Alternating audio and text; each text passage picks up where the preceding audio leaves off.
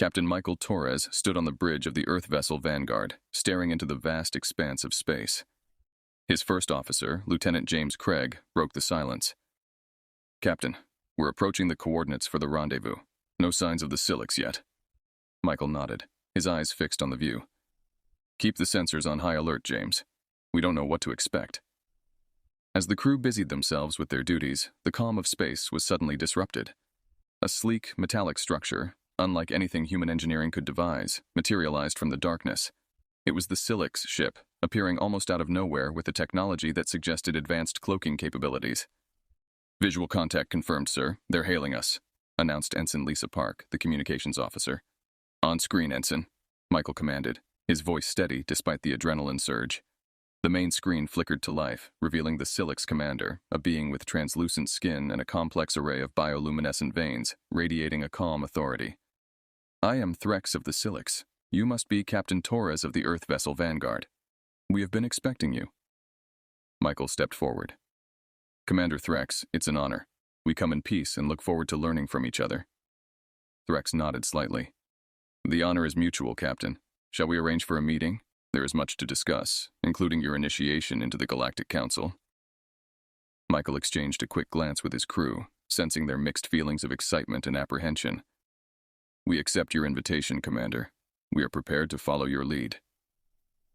As the Vanguard docked with the Silix ship, Michael gathered his senior officers in the briefing room. James, Lisa, and Chief Engineer Roberto Diaz sat tensely around the holographic table. "Roberto, how did they cloak like that? Any ideas?" Michael asked, turning to his engineer. Roberto shook his head, his fascination apparent. "Their technology is light years ahead of ours, Captain. It's not just cloaking. It's as if they manipulated space itself. We have a lot to learn here." James leaned forward, interjecting. "But we also have a lot to offer, Captain. Our railgun technology might be primitive by their standards, but it's unique." Lisa nodded in agreement. "It's true. During the pre-meeting briefs, they didn't mention anything similar to our kinetic weapons. It might just be our ace in the hole." Michael appreciated the input. "Good points, both. Let's keep the railguns under wraps for now. This meeting is about making a good impression and securing our place at the Galactic Council. We need to play this right." The doors to the briefing room slid open, and a Silix delegate, accompanied by a security detail, gestured for them to follow. As they walked through the corridors of the alien ship, Michael couldn't help but marvel at the intricate designs and the seamless integration of technology and biology. Reaching what appeared to be a conference room, Threx was waiting for them, his posture open and welcoming. "Welcome, humans. This is a historic moment for both our species. Let us begin by sharing our histories, our cultures, and our technologies." Michael took a deep breath, stepping forward to represent Earth. "Thank you, Commander Threx. We are ready to share, learn, and hopefully contribute to the Galactic Council." As the meeting commenced, Michael felt a surge of pride. This was Earth's moment to shine in the vast, mysterious universe that was now opening its doors to them. As the Vanguard detached from the Silix ship, Captain Michael Torres and his crew prepared for the next phase of their journey, traveling to the central hub of the Galactic Council. It was a massive space station orbiting a neutral planet, serving as the meeting ground for countless civilizations across the galaxy. "Coordinates set for the jump to the Galactic Council station, Captain," Lieutenant James Craig reported, his hands deftly moving across the navigation console. "Engage when ready, Lieutenant," Michael replied, his gaze fixed on the star-studded blackness ahead. The jump drive hummed to life, and within moments, the Vanguard was hurtling through hyperspace. Upon arrival, the scale of the station struck them all. It was a colossal structure, bristling with docks that catered to ships of every imaginable shape and size. Their guide, a Silix officer named Cilia, gestured to a large viewport as the Vanguard approached. "That's the Council hub. Representatives of over 300 civilizations meet there. You will find the diversity most enriching." Michael nodded, taking in the sight. "It's more than I imagined, Cilia. We are grateful for the opportunity to be here."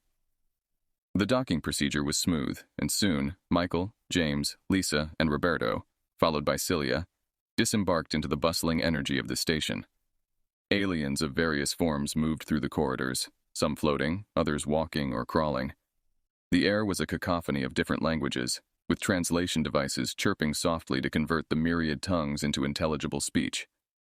Their first stop was the registration desk, where a creature with 6 eyes and a chitinous exoskeleton handed them their credentials. Captain Torres and crew, welcome to the Galactic Council. Your guide Cilia will take you to the Earth delegation suite. Your first session begins in 2 hours.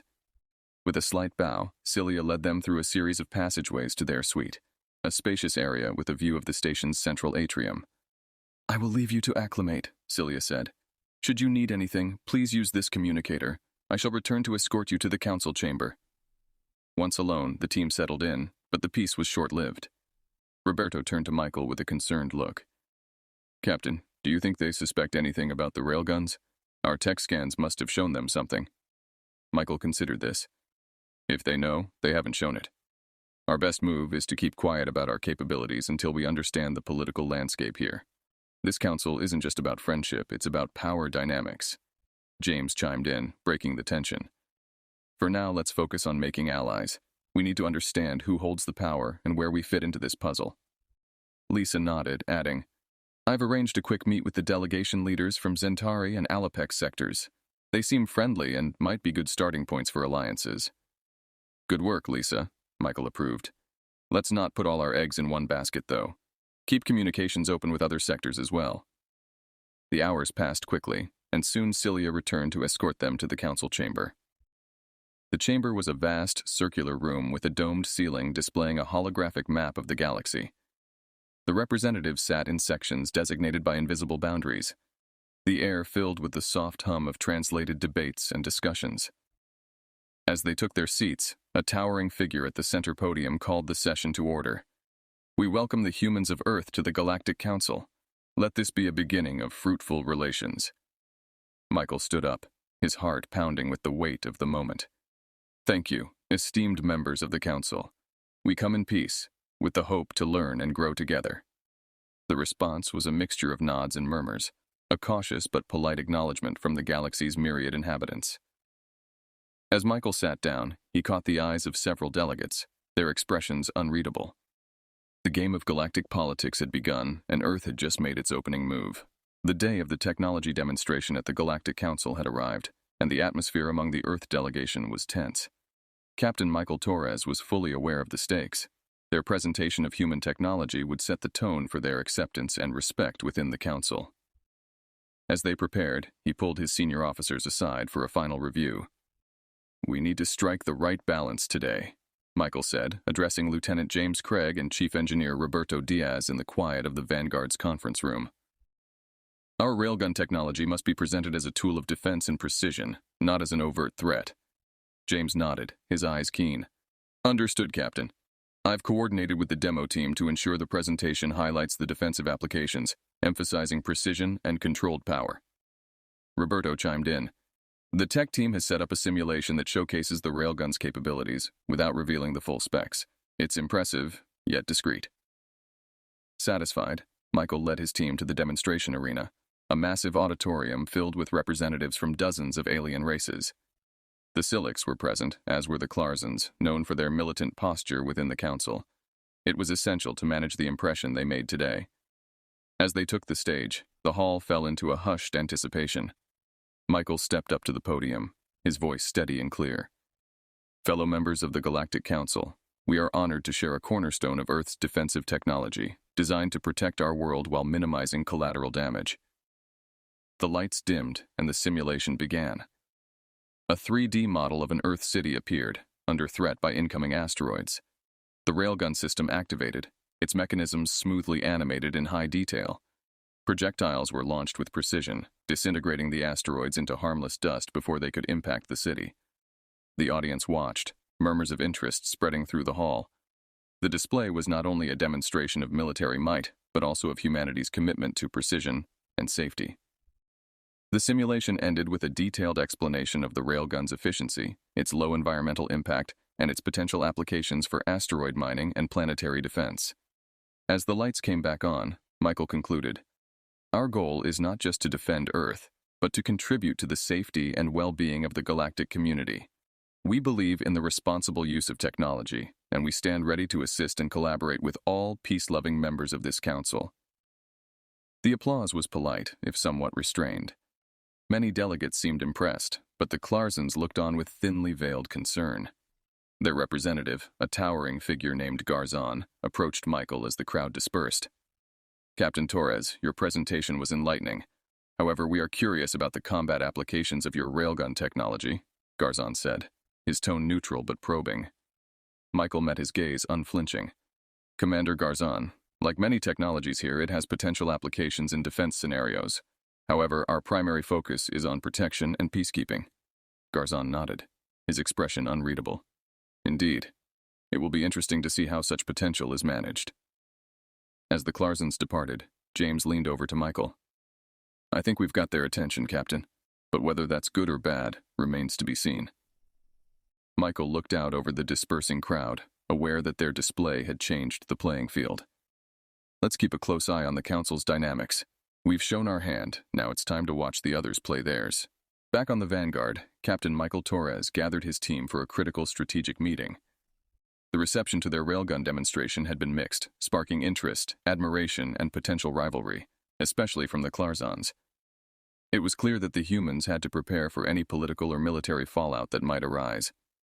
"All right, team," Michael began, standing before the main holo display in the Situation Room.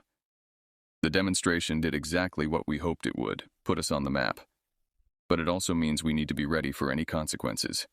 We've shown our capabilities. Now we need to ensure we can defend them." Lieutenant James Craig adjusted the display to show the current alignments and postures of various council members. "The Klarsons have been mobilizing support from smaller civilizations, likely in response to our demo. We need to solidify our own alliances and make sure we have a contingency plan in place." Chief Engineer Roberto Diaz presented an update on the Vanguard's readiness. "I've ordered a complete systems check and increased our surveillance sweeps. If the Klarsons, or anyone else, decide to test our defenses, we'll be ready. Additionally, I propose we enhance our railguns' power efficiency to decrease reload times and increase firing capacity." Michael nodded approvingly. "Do it. Make sure our systems are the best they can be. Meanwhile, I'll work with Ensign Park and the diplomatic team to strengthen our political standing. We need friends as well as firepower." Ensign Lisa Park, who had been coordinating communications and intelligence, chimed in. "I've arranged meetings with representatives from the Alapex and Zentari sectors. Both have expressed interest in our technology and seem open to a defensive pact. It might discourage any aggressive moves from the Klarsons." "Good work, Lisa," Michael responded. "It's crucial we keep building on that interest. Show them that aligning with us benefits them." The next few days were a flurry of activity. Roberto and his team worked tirelessly, making technical improvements to the Vanguard. The railguns' capacitors were upgraded, and the targeting systems were fine-tuned for greater accuracy. Meanwhile, Michael and Lisa engaged in back-to-back diplomatic meetings, weaving a network of tentative alliances and mutual defense agreements. During a late-night strategy session, James laid out the tactical overview. "If it comes to a conflict, we'll need to be agile. Hit-and-run tactics using our railguns' range to our advantage. We should avoid getting pinned down until we know we can count on backup." Michael took a moment to look over his crew, feeling a surge of pride. "We've come a long way in a short time," he acknowledged. "Let's hope it's enough. Stay sharp, keep your eyes on the sensors, and let's make sure the Vanguard lives up to her name." As the team dispersed to their respective duties, Michael remained behind, gazing out at the stars. The Galactic Council's hub twinkled in the distance, a reminder of the fragile peace they were trying to uphold. He knew the coming days would test their resolve, their unity, and their capability to stand as equals among the stars. The day had arrived for the Vanguard to participate in the Galactic Council's scheduled war games, an event that had gained additional significance in light of Earth's recent demonstration of railgun technology. Captain Michael Torres felt the weight of expectation as he and his crew prepared to showcase their capabilities in a controlled but highly competitive environment. "Remember, this is a demonstration, not an actual battle," Michael reminded his team during the pre-game briefing. "Our goal is to demonstrate strategic prowess and technological efficiency, not to escalate tensions." Lieutenant James Craig nodded, double-checking the tactical displays. "The scenarios are simulated, but the Council will be watching how we handle ourselves under pressure. It's about more than just firepower, it's about making smart decisions quickly." The Vanguard was positioned at a designated starting point within the simulation area, a sector of space marked out by the Council for these exercises. Surrounding them were ships from various other civilizations, including the Klarsons, whose ship commanders watched the Vanguard with wary interest.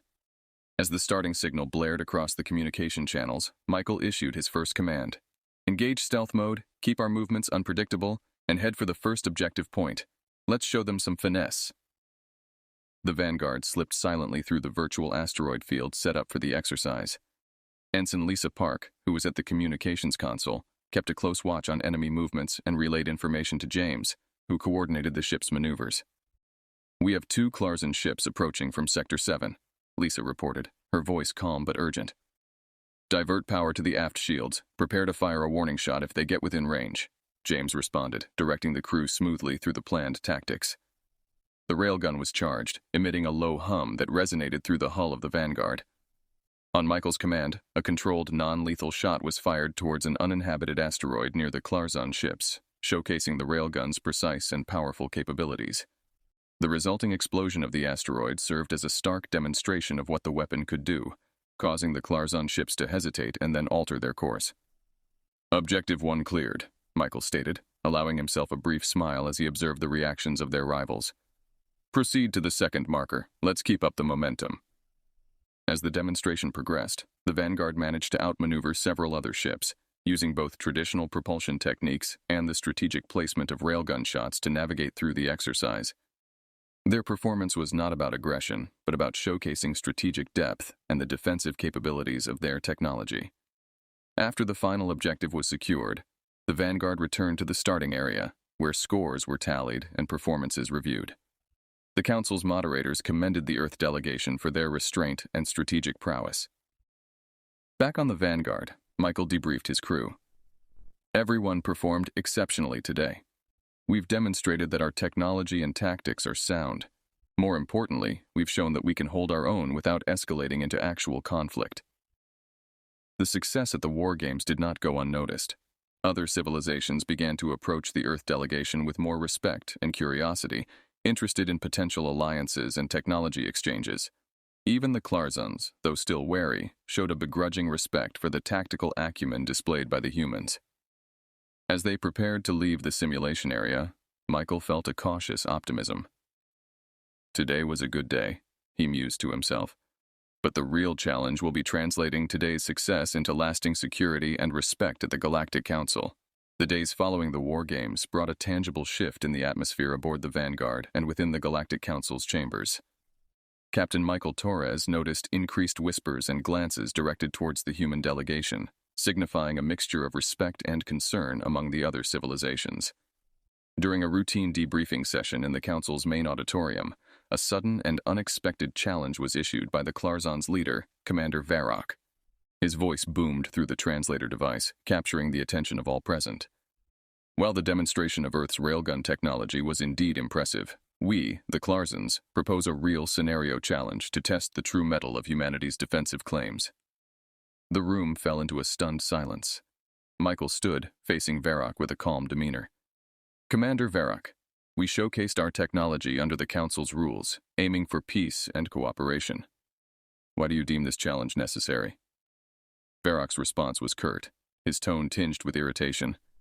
"Because, Captain Torres, true strength and the will of a civilization are shown not in controlled simulations, but in the heat of real conflict. We wish to see if humans uphold their values when truly tested." The Council murmured in agreement and concern, knowing the Klarzon's penchant for using challenges to assert dominance or to probe weaknesses in their adversaries.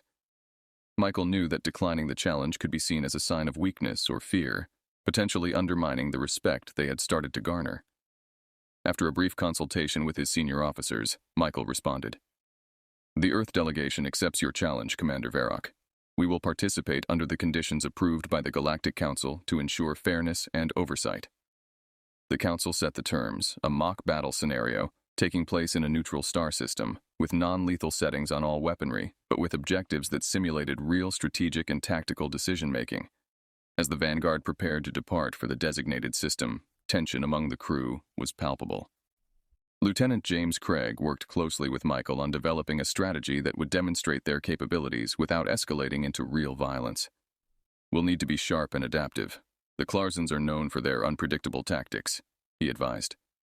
Chief Engineer Roberto Diaz ensured that all systems, especially the railgun, were optimized for rapid response and efficiency. We've tuned the railgun for non-lethal outputs, but its impact will still be significant enough to register as a critical hit in the simulation parameters, he explained during the final systems check. Ensign Lisa Park coordinated with the rest of the fleet, setting up communication protocols and intelligence sharing routines. We need to keep our lines open and clear. Any delay in intel could cost us the advantage, she stressed. As the Vanguard arrived at the designated system, the Klarzon fleet was already in position, their ships bristling with simulated weaponry. The mock battle began with a high-stakes game of cat and mouse, as both fleets maneuvered through asteroid fields and nebulae, each trying to outflank the other. Michael's strategy involved using the railgun in a series of feints and diversions, creating opportunities for his smaller ships to secure objectives. Each successful maneuver was met with cheers from the crew, bolstering their confidence. The climax of the mock battle approached as the Vanguard faced off against Varrock's flagship. In a bold move, Michael ordered a full-power shot from the railgun, aimed not to hit, but to disable the power grid of a nearby asteroid base, which was key to the Klarzon strategy. The shot was successful, and the base went dark, rendering the Klarzon position vulnerable. Varrock, faced with a tactical defeat, was forced to concede, allowing the Earth forces to claim victory. As the fleets returned to the Council station, the respect for Earth's strategic prowess grew. However, Michael knew that this display might also have escalated their position from participants to key players in the political games of the Galactic Council. The challenge was won, but the real test of maintaining their stance in a complex galaxy had just begun. After their victory in the mock battle, the perception of Earth within the Galactic Council shifted dramatically. The respect for human strategic prowess was now tinged with a wary caution from other civilizations.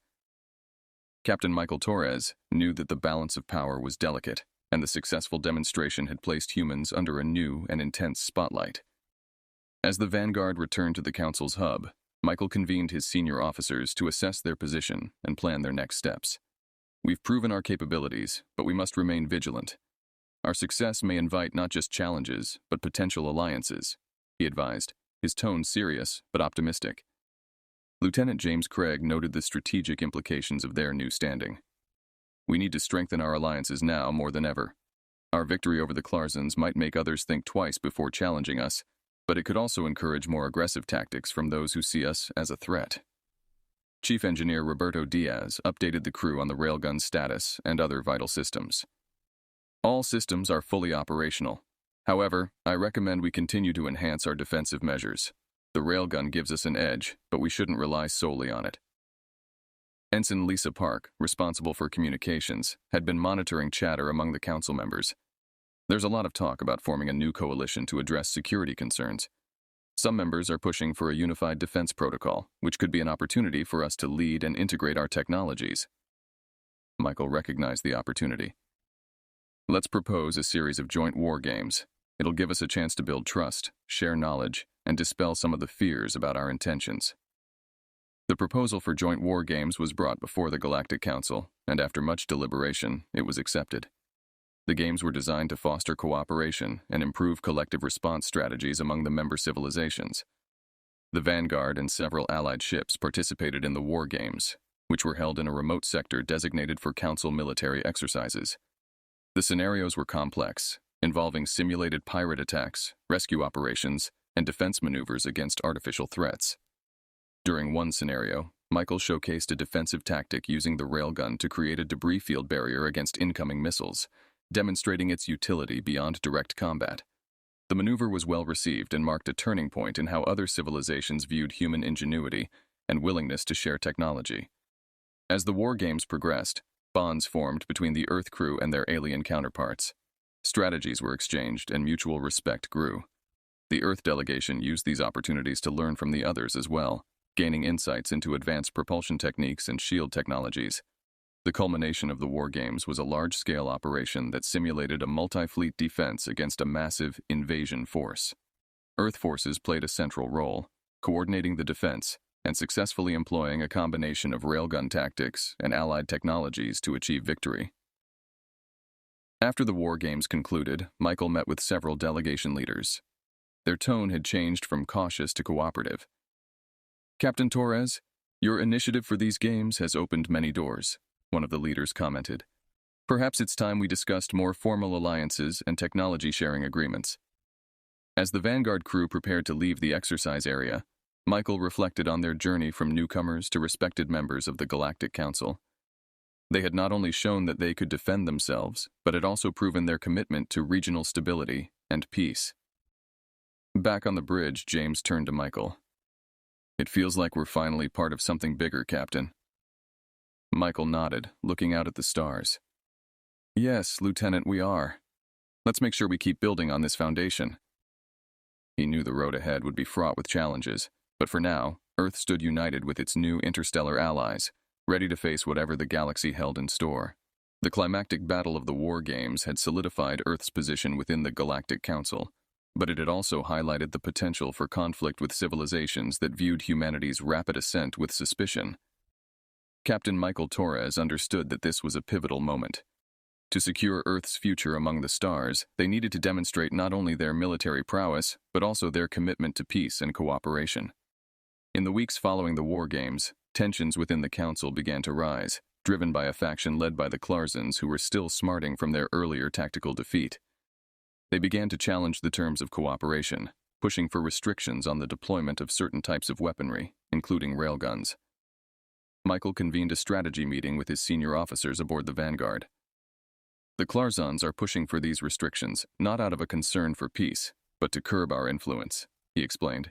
"We need to be prepared for the possibility that they might try to force the issue beyond the Council's debates." Lieutenant James Cregg was focused on the tactical displays. "If it comes to a conflict, we'll be at a disadvantage in terms of numbers. Our best bet is to leverage our technological edge and maintain our alliances."